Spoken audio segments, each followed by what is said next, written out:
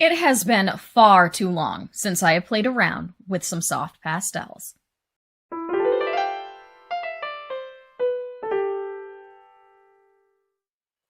Hi, Shanna Rowe Jackson here from Caution Artist at Play. Welcome back to my channel. If you watched my recent pastel tour video where I showed you all my pastels, then you know it has been a little while since I've had the chance to play around with my soft pastels. And looking at all those pastels again just got me so excited for this medium. I was renovating my studio for a while and I had been trying a bunch of different materials in between. And so it's been a few years since I've used my soft pastels, and that's just a shame. So I'm going to get back to that today. I'm just going to get the feel for it. This is not going to be a step-by-step tutorial, but I'm going to do just a simple landscape with some clouds and some trees and kind of just get the feel for the medium again. I'll probably be using my Koh-i-Noor extra soft pastels. I'll be using some of my pan pastels, maybe some pastel pencils. I might bring in some colored pencils just to play around and experiment. Really, this is just a way for me to fall back in love with the medium and get to know it again before I start doing more extensive projects. So come along with me and we'll get to it. So starting on this project, I am working on the Luxe Archival sanded paper, and I am basically just brushing in a preliminary sketch using some of my Conte crayons, and I'm actually using them as a combination of dry and wet with my brush. I'm not trying to get any specific detail here. I'm just doing this because I didn't sketch out my composition initially. There's going to be a lot of clouds and a few foreground trees, and so I just wanted to get the placement on my paper of where those clouds are going to be. And then I'm coming in with my Koh-i-Noor extra soft pastels, and I'm just going around where I laid those clouds. They're kind of difficult to see, but the benefit to working with soft pastels is that I can actually paint around things, and then later on I know I'll be able to blend around them really easily without getting that weird kind of aura that you get when you are trying to paint just up to something but not completely up to it. And now I'm coming in with my darker blues to lay in these clouds. Now, I am not going to try to be perfect here. I am being really messy, and then I'll tighten things up as I go. But even once I get to the final portion of the sky, it's not going to be completely blended out, because one of the things that I love the most about soft pastels is how painterly they are. And that's one reason why I love them for skies, because clouds are imperfect forms. And so it's just a great medium to replicate that. And then I'm going to come into somewhat of the foreground. This is still technically going to be in the background, but I have these background trees way off in the distance, and I laid them in with a darker blue color. And initially I started to blend them with water, but it was lifting a little too much, and I had heard from a lot of people to blend these with rubbing alcohol. So I brought in just 70% isopropyl alcohol and a brush, and you can see that is blending out beautifully. It darkens it at first, and I did try to do some of that in the sky, and I was like, oh, I was a little nervous about it. So I pulled away from doing that in the sky. But as it starts to evaporate, that pastel will lighten up again. It's not going to be as light as it was when I first laid it down, but it's going to have like this nice even coverage across the bottom of the page. Now I'm kind of getting a little bit spicy with my clouds, and I hadn't really decided how I wanted to do it, because in my reference, there wasn't a lot of the sunlight like reflecting off the bottom of the clouds. It was a lot of like dark blues and things like that. So I wanted to bring in some of that light even more. So I'm definitely using a lot of artistic license here. I'm using my reference loosely for the trees and for the shapes of the cloud formations. But you will see I get a little bit extra spicy later on. I don't get too crazy about it, but I end up being pretty happy with how it comes out. I'm playing back and forth now with my darks and my lights, just trying to figure out how I want to create those forms in the clouds. And here you go. I am adding some of that spice again. I blend it out a little bit because I get a little scared. And there are certain areas of the paper now that are not holding the pastel as easily as they did. I'm also bringing in some pan pastels at this point too, just trying to see how well the soft pastel and the pan pastel mix together. And I apologize if you hear some crunching in the background. Maisie is enjoying her lunch right now. My little chihuahua. I don't know if you'll be able to hear that. And I'm bringing in my light blue again and going back and forth to put some keyholes in the clouds. A lot of this is just like fun experimentation for me. It has been a few years since I've used my pastels, and so I'm getting the hang of using this medium again, while still trying to allow it to be a pastel. And I do use a combination of pastels here. Like I said, I use my Conti crayons. Now I'm coming in and I am using one of my Carbothello pastel pencils to lay in the foreground trees that are going to be completely in silhouette. And as I started doing this, I realized I definitely was not getting as much of a grip as I would like. It was not as dark as I needed it to be.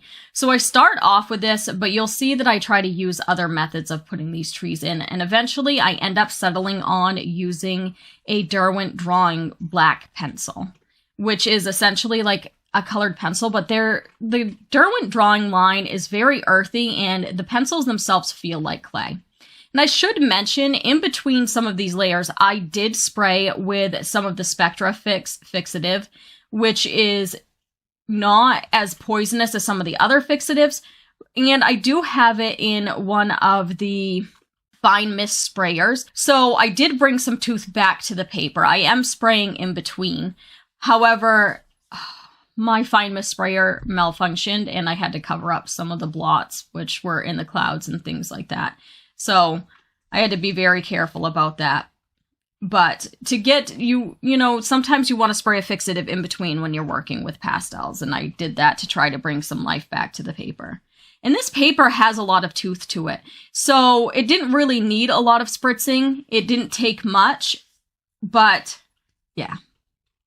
So now I'm coming in with that Derwent Drawing. Again, it has like a clay feel to it. So it feels like really good with the pastels. I was really happy with how it laid down over the pastels. Now this drawing took me around 2 hours to complete, but I do come in later on the next day with fresh eyes, and I don't have that on camera, but this is kind of like the preliminary lay-in of these trees, but I do come in later on and blend them out a little bit more with rubbing alcohol, and I fill them out a little bit more as well. And the reference that I'm using loosely is from a picture that I took in my backyard. I have actually done this scene numerous times. Actually, when I was in school and I was working on my senior thesis project, I used this scene a lot because this is the place in my backyard where I can see the sunsets. And we have these beautiful pines out there. And I am just a tree and sky girl. Like, I'm obsessed with trees. All my close friends, they all know. I am a tree-hugging hippie from way back. I love me some trees. And I did my senior thesis project on skies. Skies and trees are two of my favorite subjects to create. And so this is one of those Monet things for me. You know, Monet did a lot of paintings in the same places. And this spot is one of my Monet spots because I have done numerous paintings in different media from this spot in my backyard. Because I love my sky and I love my trees, and this is the best view that I can get in my yard for that. And I brought in a little bit of glassine to protect the painting because I'm a lefty.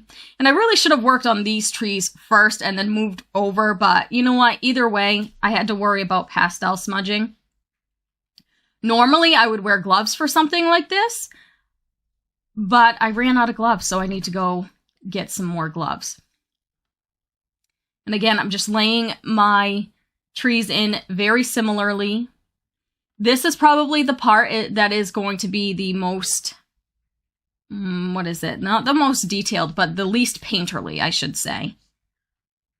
And it is a bit of a struggle because this is sanded paper, and I'm not huge on using colored pencil on sanded paper unless we're using like the colored pencil blending powder, but even then I didn't want to do that on these trees.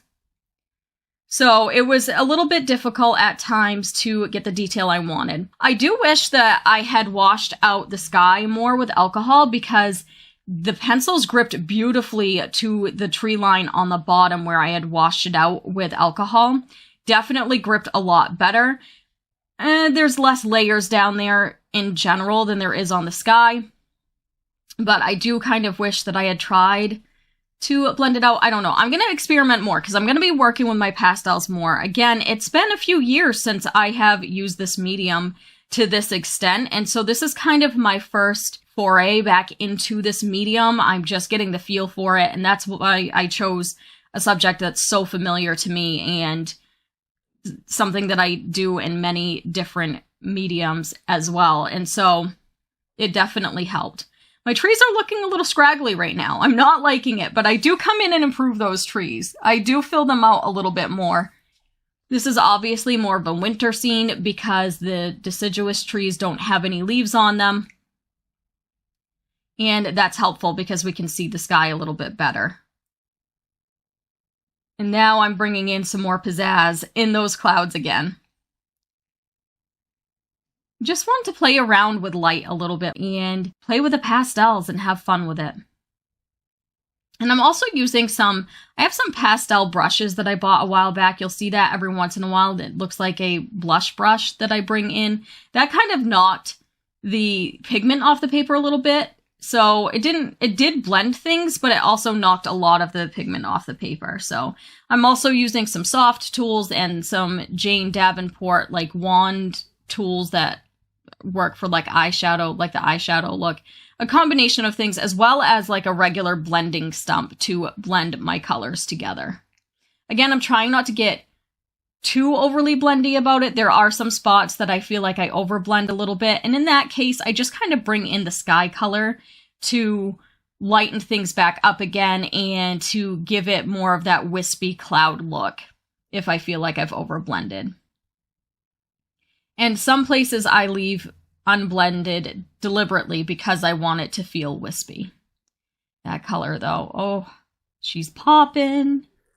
And overall, this ends up being a pretty dark image. The reference photo itself was fairly dark, so obviously I'm using a lot of dark colors. This is before the sun completely goes down and it's just lighting up the sky for its last hurrah of the night. And so I really wanted that cool feeling of dusk just before you really just only see the stars as the light in the sky. I'm beefing up my trees a little bit more here, but again, I come back to it the next day with fresh eyes, and you'll see at the end, I'll post a picture of the scan, and you'll see that the trees are a little bit better. I filled those trees in a little bit more. Now, of course, this scan is, I don't know, the contrast gets a little iffy on the scan.